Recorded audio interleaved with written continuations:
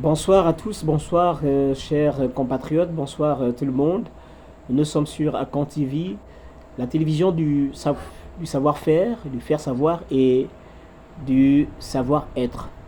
Le savoir-être, c'est l'exemplarité, les attitudes qu'un homme doit avoir lorsqu'il est appelé à la gestion d'une entité ou euh, qui est appelé à une responsabilité. Le savoir-faire, c'est maintenant les aptitudes, la compétence, parce que nous estimons que le Gabon actuel ne peut pas se redresser sans le principe de valoriser la compétence. Mais aussi le savoir, le faire savoir. Autrement dit, le lien interindividuel, la communication et la clarté, la démocratie, le jeu démocratique.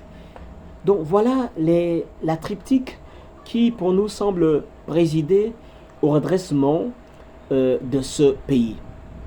Ce soir, nous abordons encore le thème de l'abstention. Nous prenons idéalement le concept de 0%, 0% d'abstention pour 90% aux bâtisseurs. Euh, Nous estimons que quand il faut parler d'abstention, il faut relater des faits qui sont vrais. Il faut relater des faits qui sont vrais. Il ne faut pas faire dans des approximations. Il ne faut pas faire dans la langue de bois. Il ne faut pas faire dans des approches qui vont davantage frustrer les populations. Donc voilà, la stratégie de motiver ou de remotiver les populations s'enracine d'abord dans la clarification des raisons ou des causes de la problématique incriminée, autrement dit l'abstention. Il n'est pas question de chercher à culpabiliser des hommes et des femmes qui s'abstiennent, qui renoncent à voter, qui renoncent à accomplir leur devoir civique. Il n'est pas question de les mépriser. Il est question de les écouter, de les entendre. Donc d'adopter une approche sociologique au travers d'un ensemble d'enquêtes, d'études d'opinion, de recherches, pour vérifier effectivement si la question de l'abstention correspond à des données, à une métrologie, autrement dit, à un ensemble de productions qui sont considérées comme scientifiques si on veut faire un travail sérieux. Donc, alors, de la culpabilisation au soulèvement patriotique, comment y arriver? Comment arriver de la culpabilisation, autrement dit, du fait de vouloir culpabiliser les hommes et les femmes qui s'abstiennent, qui renoncent à voter, à un soulèvement, à un réveil, à une mouvance patriotique des hommes et des femmes qui sont capables de régler eux-mêmes leur déplacement pour aller voter. Comment y arriver? La première étape pour moi, c'est Dr Jocelyn Vonegon, psychologue judiciaire ou psychocriminologue. Je suis en poste à l'université Omar Bongo Ondimba du Gabon, dont j'aborde des questions sociétales qui sont susceptibles de modifier les conduites humaines pour les adapter afin de construire un pays beaucoup plus productif, efficace et avec des données efficientes. Alors, je nous exhorte à nous poser des questions qui parfois fâchent, parfois des questions qui créent des clashs, et je nous exhorte à refuser le principe de lâcheté. Autrement dit, la langue de bois, le fait de renoncer à exprimer une vérité qui est, sur le plan social, pourtant tangible. Voilà, nous sommes encore une fois sur Akan TV, la télévision du savoir-faire, du savoir-être et du faire savoir. Il est clair, il est clairement admis qu'il y a un ensemble de passerelles qui font en sorte que certaines personnes soient promues plutôt que d'autres. Il faut l'admettre. Il est clair que celui qui appartient à la famille de grand X, grand Y ou grand Z aura beaucoup plus d'opportunités que celui qui appartient à la famille de ABC. Il faut l'admettre. Il est clair que celui qui appartient au système ancien, qui a paupérisé, qui a précarisé, qui a banalisé, qui a, on va dire, dépouillé la nation, cette personne-là, faisant partie du système, a encore plus de possibilités aujourd'hui que vous et moi, qui n'y avons jamais appartenu. Donc, la première étape, c'est celle de poser clairement des problématiques. C'est celle d'admettre clairement des souffrances. C'est celle d'admettre clairement des difficultés, des traumatismes, des vécus, des réalités auxquelles sont confrontés nos compatriotes. Est-ce que ces réalités sont vraies? Par principe, oui. Donc, le fait de ne pas reconnaître ce que vivent nos compatriotes, c'est de nous faire entrer dans une désillusion à partir des illusions. C'est de nous faire entrer dans une désillusion à partir des illusions. Il faut donc, dans un premier temps, admettre, lorsque nous voulons traiter n'importe quel sujet, il est important de mener un audit. Autrement dit, un état de lieu de la question. Un état de lieu de la question. Il faut que cet état de lieu soit fait de manière tout à fait objective et détachée. Il est vrai que moi, en tant que docteur Ovono, si j'avais appartenu à la famille de X, Y ou Z, j'aurais été élevé aujourd'hui en fonction de la compétence que j'ai, en fonction du profil même que j'ai. J'aurais été peut-être à des sommets. Ça, c'est vrai, il faut l'admettre. Il est vrai qu'une personne qui n'a aucun parent, aucune filiation, aucune proximité avec telle ou telle personne élevée au niveau de l'État aura moins d'opportunités, même si sur le plan intellectuel, même sur le plan des compétences, elle est beaucoup plus outillée que les autres, mais en l'absence de passerelle, en l'absence de lien, de filiation, en l'absence de connexion, cette personne sera plutôt délaissée que telle autre. De sorte qu'il y a une déperdition des compétences. Il y a une déperdition des profils. Donc, je reviens sur le thème de comment créer des stratégies pour motiver les populations. La pire des choses à faire pour les gouvernants, c'est de nier ce que des personnes vivent de manière objective ou fantasmatique. La réalité peut être objective, mais cette réalité peut être aussi fantasmatique, autrement dit imaginaire. Mais même lorsqu'elle est imaginaire, elle n'en demeure pas moins une réalité pour la personne qui l'exprime.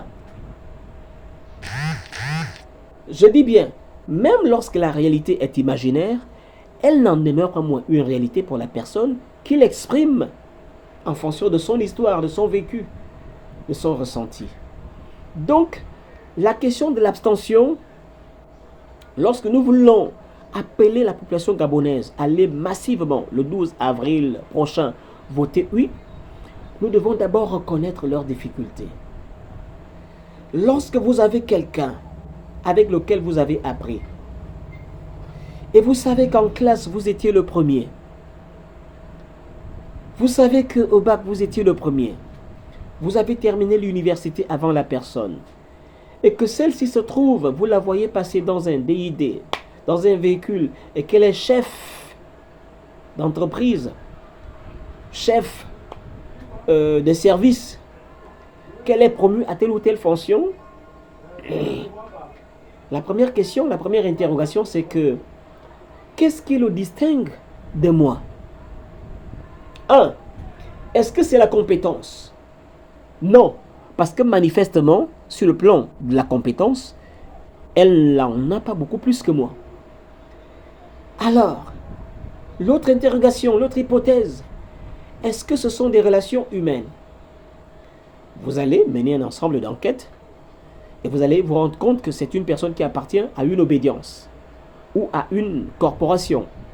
Donc, grâce à cette insertion dans cette corporation, elle a pu obtenir une promotion. Vous allez vivre le sentiment d'injustice. Et ce sentiment peut vous amener à renoncer à participer à tout mouvement politique ou associatif.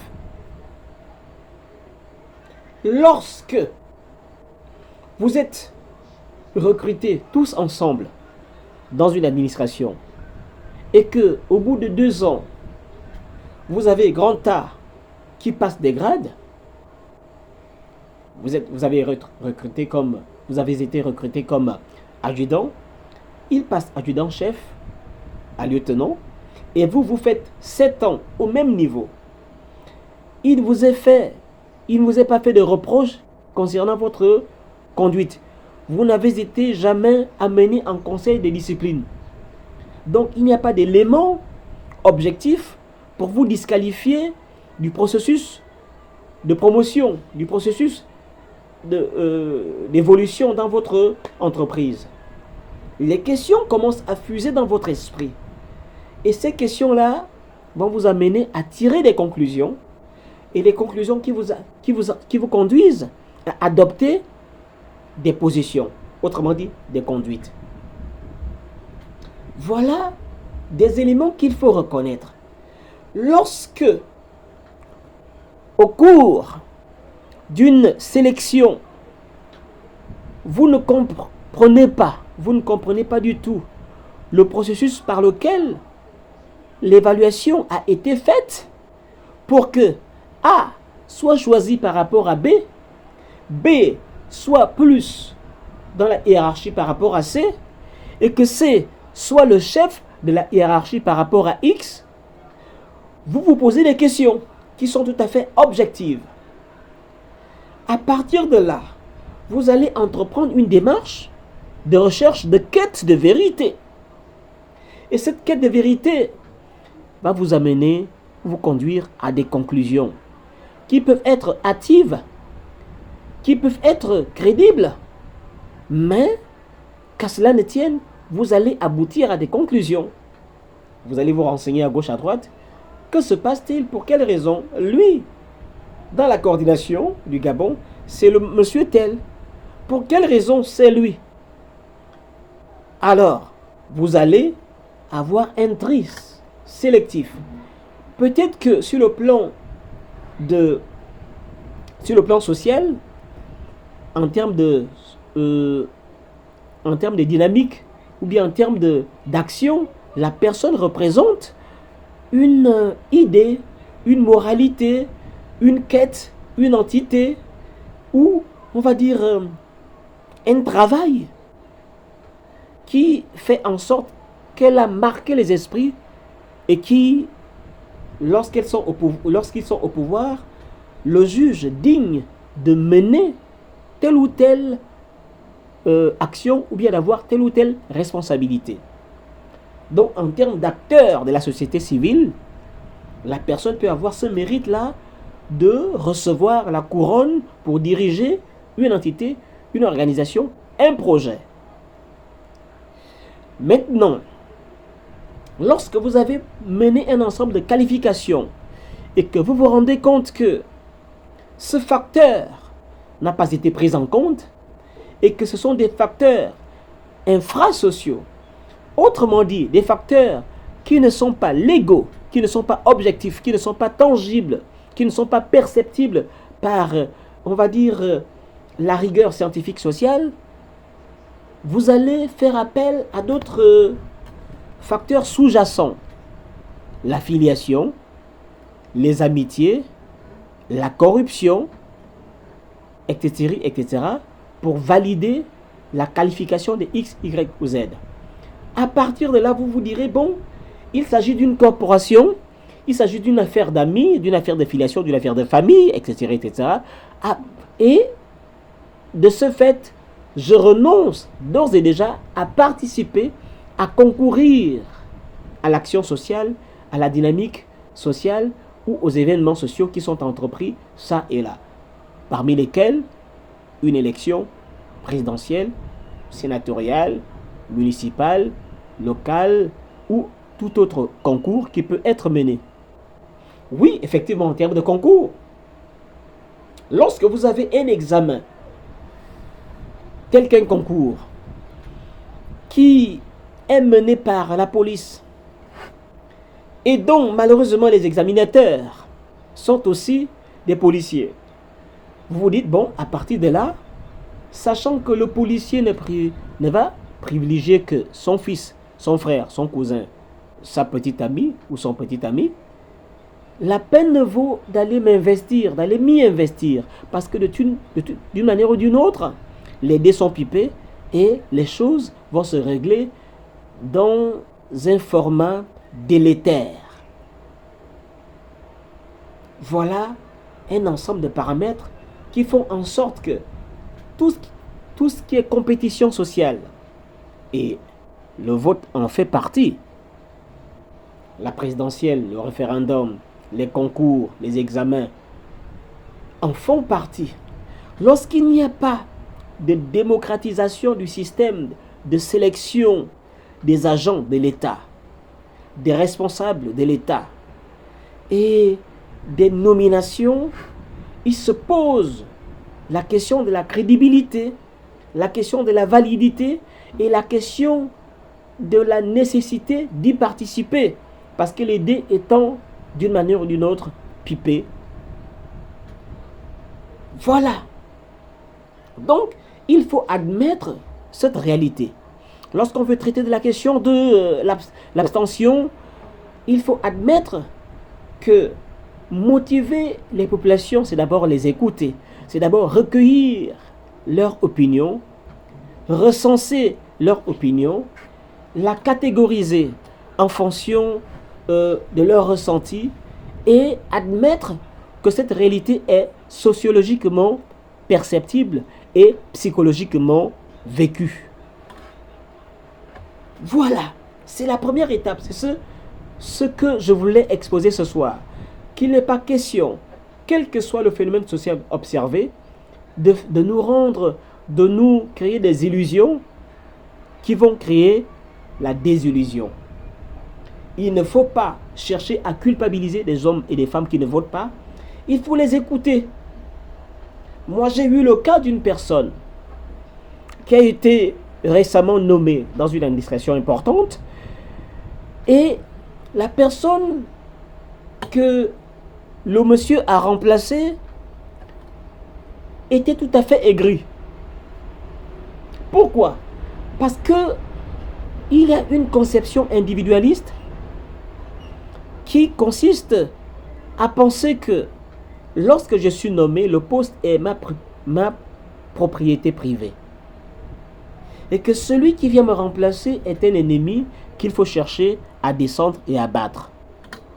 Donc on a des conceptions totalement farfelues, totalement dysfonctionnelles, parce que c'est ce genre d'individus qui vont crisper la machine, qui vont la verrouiller et qui vont même la rouiller pour que plus personne ne puisse prétendre à accéder à telle ou telle responsabilité. Autrement dit, ce sont des personnes, des agents de l'État qui vont tuer la compétitivité. La compétitivité. Dès lors que vous n'avez plus de compétences, que vous n'êtes plus adapté à la fonction, vous allez en formation et vous cédez la place à celui qui a la compétence. Un point, un trait. Cela doit se faire dans la sagesse, certes, mais le Gabon est un stade où la compétence ne peut pas être relativisée. Nous avons au minimum 60 ans de retard sur les autres États, sinon un siècle. nous ne pouvons donc pas mépriser la compétence. Voilà. Donc, posons-nous des questions qui fâchent, qui clashent. Ne soyons pas lâches. Ne soyons pas lâches. Lorsque je vais à un moment de choix électoral, lorsque je vais à une élection, et que je sais que dans telle ou telle contrée, on pourra facilement donner 10 millions de francs, mouiller la barbe aux uns et aux autres, mouiller la barbe aux uns et mouiller les cheveux aux autres, bah, je me dis, là, si la population n'est pas conscientisée pour être capable de réceptionner des présents et les divers et de renoncer à la compromission, je suis perdu.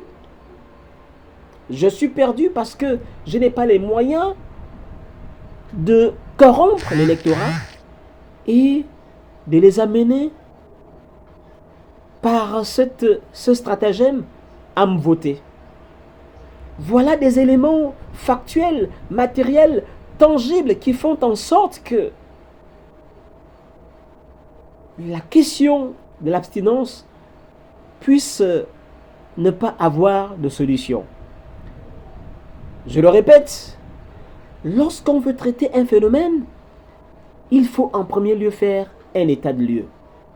Il faut en premier lieu l'examiner de manière froide, sans biais, pour ne pas nous créer des illusions qui vont créer la désillusion.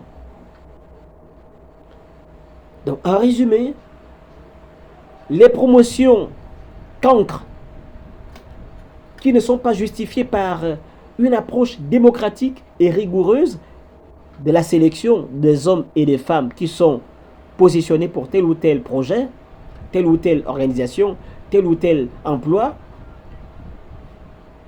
Dès que vous avez ce type de promotion, malheureusement, les hommes, les uns et les autres vont en être informés. Vous allez mettre votre cousin, vous allez mettre votre frère, vous allez mettre votre ami, et vous savez très bien que le Gabon ne va jamais avancer avec lui. Et certains me disent, bon, avec le temps, ils vont apprendre. Autrement dit, pendant que le Gabon aurait pu mettre 2 ans pour se développer, on va mettre des hommes issus, en fait, on va mettre des proches au pouvoir qui vont apprendre pendant 10 ans, de sorte que ce que nous aurions pu accomplir pendant 2 ans, nous allons l'accomplir pendant 10 ans. Pour quelle raison? Parce qu'il faut privilégier la filiation, il faut privilégier des amitiés, il faut privilégier la corporation, etc., etc. Voilà un facteur que je voulais en préambule présenter ce soir, avant de demain proposer des solutions pour ce que j'appelle la dissonance cognitive créée par des profils, ou bien autrement dit une composante hétéroclite de la politique gabonaise.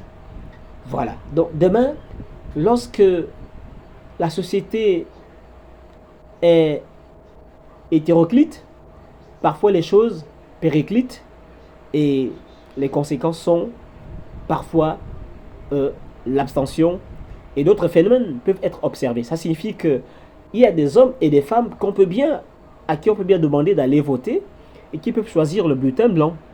Le bulletin blanc ou le bulletin nul.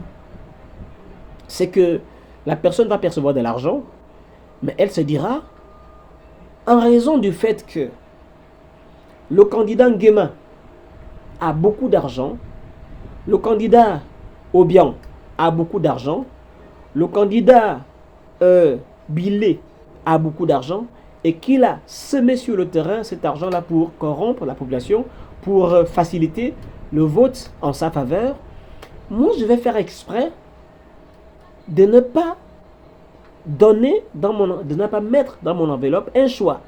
Je vais poser une enveloppe vide. Ça c'est le bulletin blanc. Ou je vais faire le choix de mettre 3 ou 4 candidats dans une même enveloppe. ce qui fait en sorte que cette enveloppe soit déclarée nulle.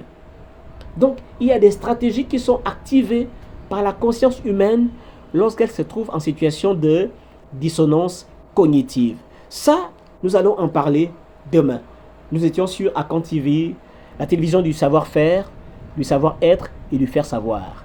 Nous optons pour une rationalisation de la gestion de l'État, une rationalisation de tout ce qui peut être promotion, une rationalisation de tout ce qui peut être traitement des individus pour que la société soit apaisée, équilibrée et rassurée. Parce qu'à chaque fois qu'une injustice est commise, c'est un drame dans le cœur d'une personne, d'une femme ou d'un homme, d'un enfant. Donc, nous promouvons une société radicalement juste, démocratique et où les choix seront faits en fonction de ce que la personne a comme potentiel, comme aptitude et non pas de ce qu'elle a comme liens familiaux. Certes, nous estimons que les attitudes sont importantes parce que l'attitude, c'est la sagesse avec laquelle une personne peut être disposée à fonctionner, alors que l'aptitude, c'est la faculté, c'est le potentiel dont une personne dispose pour accomplir une tâche précise. Donc les deux sont éminemment nécessaires pour le redressement d'une société. Mais avant tout, il faut privilégier la compétence, l'aptitude aux autres aspects du tri ou de la sélection des individus. Merci, c'était Dr Jocelyn Ovoni sur Akan TV. Nous allons nous retrouver demain pour la question de on va dire, de la dissonance cognitive dans une situation d'hétéroclité ou d'hétérogénéité des composantes politiques. Merci et à très très bientôt. À demain.